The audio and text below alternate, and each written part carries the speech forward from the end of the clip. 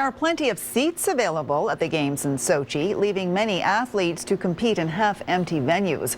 But a day after the historic run of Three Sisters, the Canadian pride is anything but empty. CTV's Joy Melbourne has more from Sochi.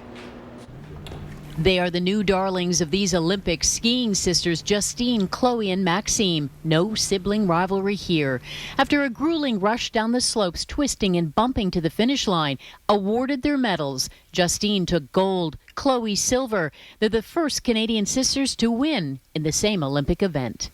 I think I proved to myself that whenever you're ready, whenever you want, you can pull out your fighter, your tiger, and show that there's no pressure there. Ferocious competitors and now Olympic champions. A dream for the sisters since they were little girls on the slopes, moving Chloe to tears.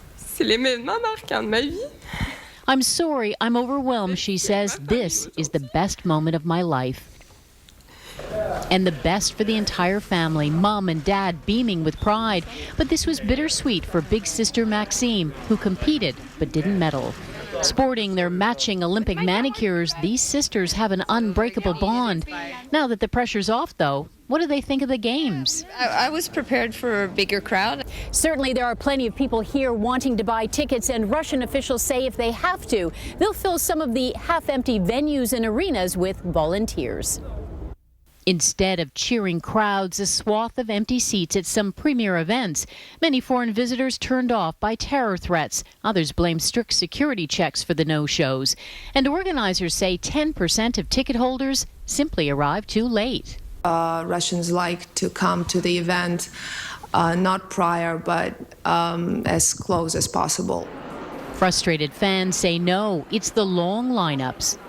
I just saw it and I was like, no, I'm not standing here.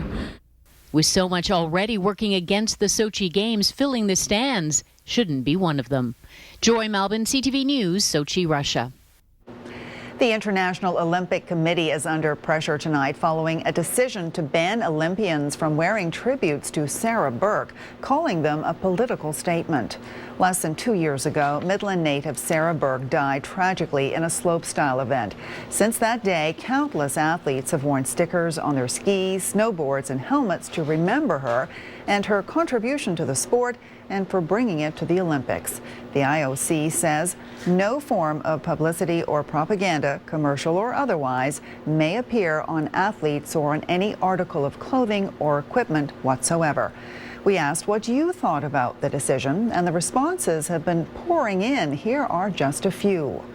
On Twitter, Chris writes, "I just don't understand their reasoning behind the ban." And on Facebook, Tyler refers to her contribution to the sport and says she is the reason freestyle skiing and snowboarding are events in the Olympics. And Crystal writes, "It baffles me how this is considered a political statement. It's a tribute to the fallen." You can have your say by going to our website at barrie.ctvnews.com.